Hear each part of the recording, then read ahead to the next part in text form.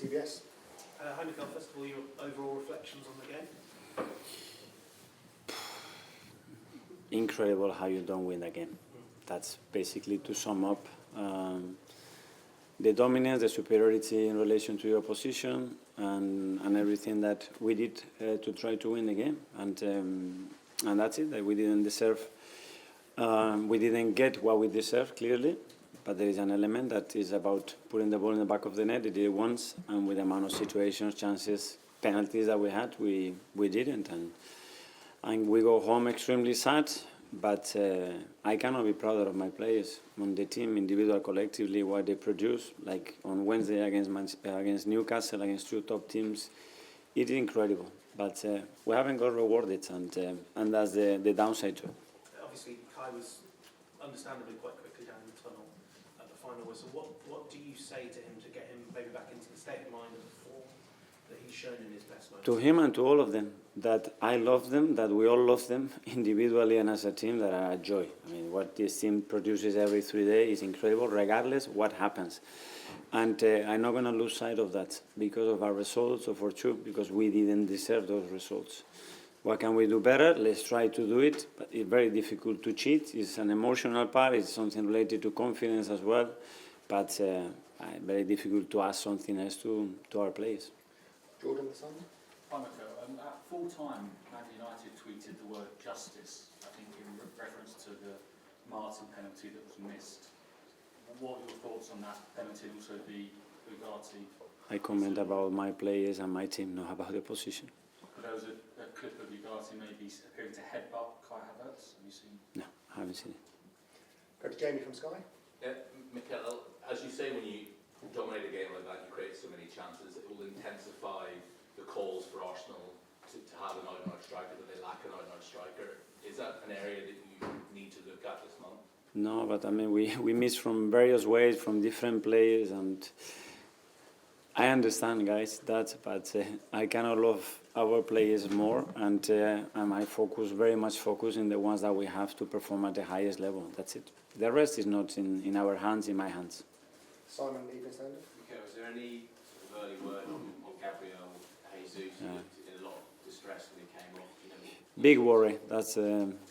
That's my feeling. He had to come off on a stretcher with a lot of pain, touching his knee. It's not looking good. is it the same knee as the one from the World Cup? No, I think it's the other one. But it's more the worrying factor is the feeling that he had when he had to come off, and the pain that he was in. So yeah. Jordan, Athletic. Okay, well, this team's been together now for 2 or 3 years, playing at a really high level. Is there a danger when these number of trophies you're competing for them, but they just can't go over the line? How do you stop that becoming a psychological problem for the players, that it gets in their head that they haven't yet got over the line? But that's the outcome, you know. But obviously relying on not performing like this and waiting for one shot to go on target and score a goal, I don't want to bet on that. I bet on that team to try to do. Are we going to win big trophies? I don't know. But playing like this, there are very few teams in the world that can play at that level. Mark, yeah. Mikel, after a week when you've been knocked out of one competition, cup competition, and you've got a mountain to climb in another, do you feel a bit of pressure now about Wednesday night's North London derby? Sorry? Do you feel under extra pressure to win the North London derby on Wednesday night after the week you've had? No, I mean, regardless of we would have won the last 2 games, is excitement and looking forward to play the biggest game of the season for our supporters and what it means to us. Phil, PA. Yeah, I suppose just following on from that, Mikel, are you worried that this has been quite a damaging week for Arsenal, given the other day and now here you've lost 2 big matches? I understand the point, but it's, I think, a remarkable week to understand what we did again today after what happened 3 days ago, and what we did to 2 of the best teams in the moment right now. So this is what I take. The result, I understand that, and is extremely disappointed, but I cannot put my focus on that. I think it will be very, very, very unfair. Okay, we'll do the last 2 now. One here. Last into Norway. Martin Odegaard obviously had a main role to play today, missed the penalty in overtime. However, came back and scored in the penalty shootout. What did you make of those 2 moments? No, the first one that it happens, you know, when you want to take responsibility and leadership in a team, it can happen. He missed it. What I loved is that when I asked them, okay, who wants to take it, he was the first one in the sheet because I want to take it. And that's the players that we want, you know. You're going to have difficult moments. It's how you respond to them. And he's the captain and he's the leader. And I love that he's done that today again. And finally, Tom from Football London.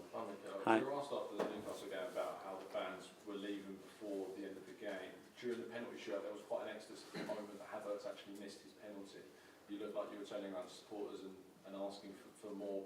Is it painful to see them leaving in those moments? No, I did it before because obviously after the draw it was there. So the moment that I did is to make sure that that we create that atmosphere that is needed.